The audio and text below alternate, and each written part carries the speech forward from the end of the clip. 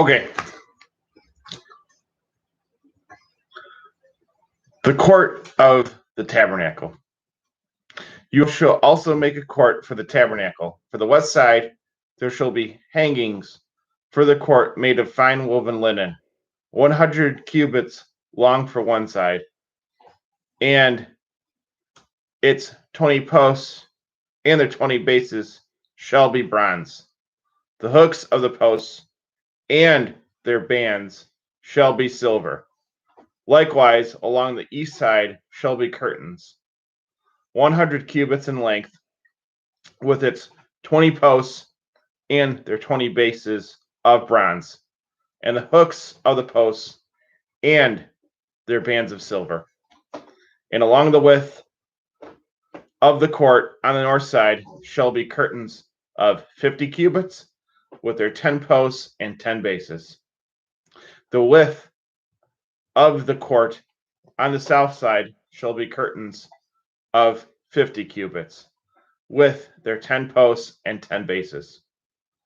The length of the curtains on one side shall be 50 cubits, with their 3 posts and 3 bases. For the gate of the court shall be a veil of 20 cubits long, woven of blue, purple, and scarlet fabric, and fine woven linen, made by a weaver. It shall have 4 posts and 4 bases. All the posts around the court shall be overlaid with silver. Their hooks shall be of silver, and their bases of bronze. The length of the court shall be 100 cubits on each side, the width of 50 on each side, and the height of 5 cubits, made of fine woven linen, and its bases of bronze. All the utensils, all the instruments, and all the pegs of the court shall be bronze.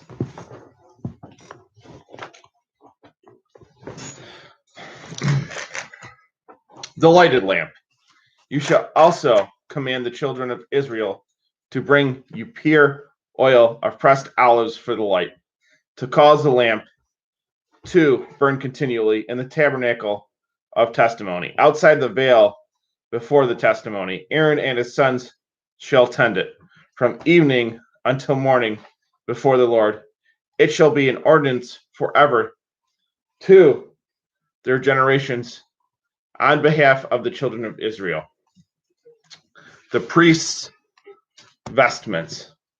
Now take Aaron your brother and his sons with him from among the children of Israel, that Aaron, Nadab, Abihu, Eleazar, and Ithamar may minister to me. Then you shall make a holy garment for Aaron your brother, for honor and glory. So you shall speak to all who are wise and understanding, whom I filled with the spirit of wisdom and perception.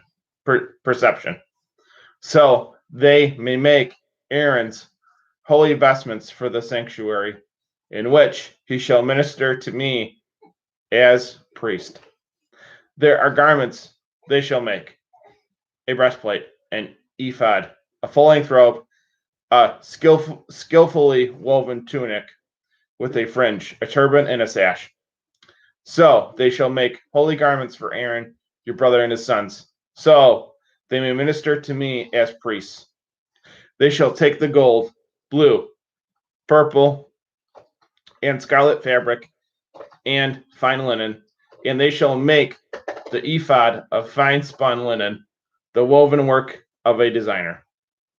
The 2 parts of the ephod shall be joined together, attached at their 2 hems. The woven joining of the ephod, which is on it, shall be of the same workmanship, made of pure gold, and blue, purple, and scarlet fabric, and fine woven linen.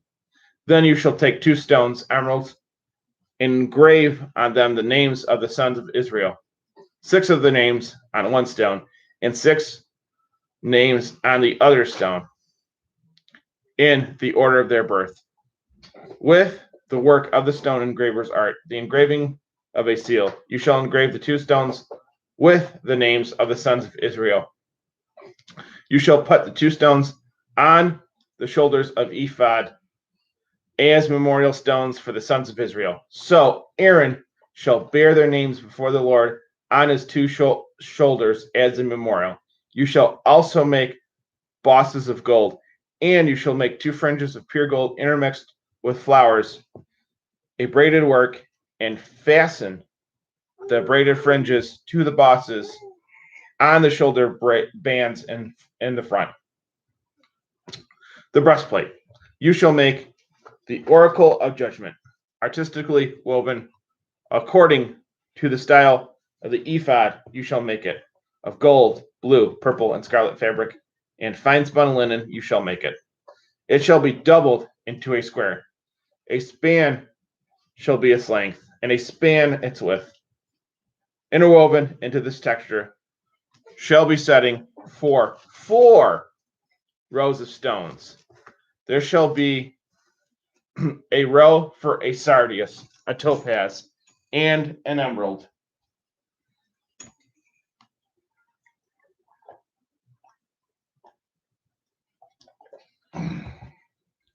This shall be the first row. The second row shall be a carbuncle, a sapphire, and a jasper. The third row, a jacinth, an agate, and an amethyst. And the fourth row, a chrysolite, a beryl, and an onyx.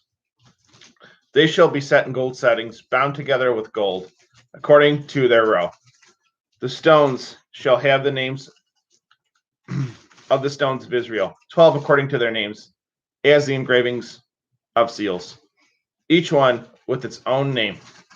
They shall be according to the 12 tribes. You shall make chains for the oracle, a braided work of pure gold. Aaron shall bear the names of the children of Israel upon the oracle of judgment on his breast, as a memorial before God for him as he goes into the sanctuary. You shall put fringes upon the oracle of judgment and wreaths on both sides of the oracle. You shall put the 2 bosses on both shoulders of ephod in the front. You shall put the revelation and the truth on the oracle of judgment, which will be on the breast of Aaron when he enters the holy place in the Lord's presence. And on his breast, Aaron will discern the judgments for the children of Israel at all times. There's a note section from the previous page. The priesthood, Hebrew and Christian. This is the distinction between Old Testament priests and New Testament priests and what the difference is. Old Testament priests. The Hebrew word for priest is Cohen. He is the Levite who stood as an intercessor for the people before God. Old Testament priests offered up gifts and sacrifices to the Lord on behalf of the people, that they might be reconciled to him. The Lord directed Moses to construct the tabernacle. Exodus 25:1 through 27:21. Then he established a permanent hereditary priesthood, beginning with Moses' brother Aaron, and continuing through Aaron's sons. Exodus 28:1. The priests were sanctified or consecrated with holy oil. Exodus 30:22 through 30. Their holy garments of finely woven and richly decorated material were for the honor and glory of God. Exodus 28:2 through 39. After Aaron's death, the Lord separated the tribe of Levi, Aaron's tribe, to bear the ark of the covenant of the Lord, to stand before the Lord, to minister to him, and to bless in his name. Deuteronomy 10:8. Before the various sacrifices, the priests blessed the people, Numbers 6:23 through 25, maintain the tabernacle, later the temple, and its grounds, Numbers 18:1 through 7. Receive tithes and offerings, Numbers 18:8 through 32. Supervise purification procedures, Leviticus 13:1 through 14:57, acted as judges, Deuteronomy 17:8 through 13, and taught the law, Deuteronomy 33:8 through 11.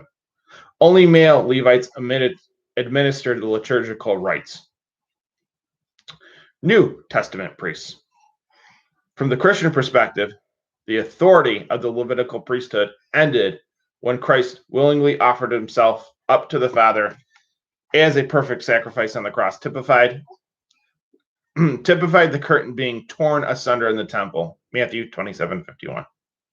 Orthodox Christians believe the priesthood of the church is Christ's priesthood, with the Eucharist as the first fruit offering. Concerning the Eucharist, St. John Chrysostom notes, it is not men who sanctify this offering. It is the same one who sanctified the first one, the Last Supper, who also sanctifies this one. Christ even now is present and even now acts. In the divine liturgy, the celebrant prayers, thou thyself art the one who offers and is offers, who accept and is distributed. The church retains the male priesthood, became the man Christ Jesus, the Son of God, officiates at every Eucharistic service in and through his bishops, priests, and deacons. The clergy do not serve in the place of Christ, rather Christ himself serves in them. St. John Chrysostom marvels at how the fearful and awe-inspiring symbols of the Levitical priesthood are now outshone by a splendor greater still. See 2 Corinthians 3:10.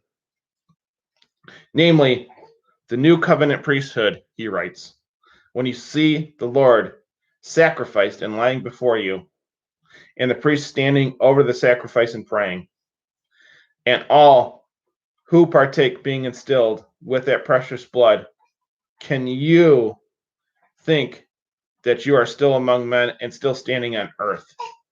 Are you not at once transported to heaven? He who sits above the Father is at that moment held in our hands, and he gives himself to those who wish to clasp and embrace him. How great is the honor which the grace of the Spirit has bestowed on priests. While the ordained priesthood serves on behalf of all, every believer baptized and anointed is a member of God's royal priesthood. This priestly calling of all believers is foretold in Exodus 19:6. You shall be to me a royal priesthood and a holy nation. See also Isaiah 61:6. And finds its fulfillment in the church, the new Israel. You are a royal priesthood, a holy nation. 1 Peter 2:9. See also 2:5, Revelations 1:5, 6. Thus, all Christians are called to offer all of creation back to God with praise and thanksgiving. And in this work, man and creation become ever more reconciled with God.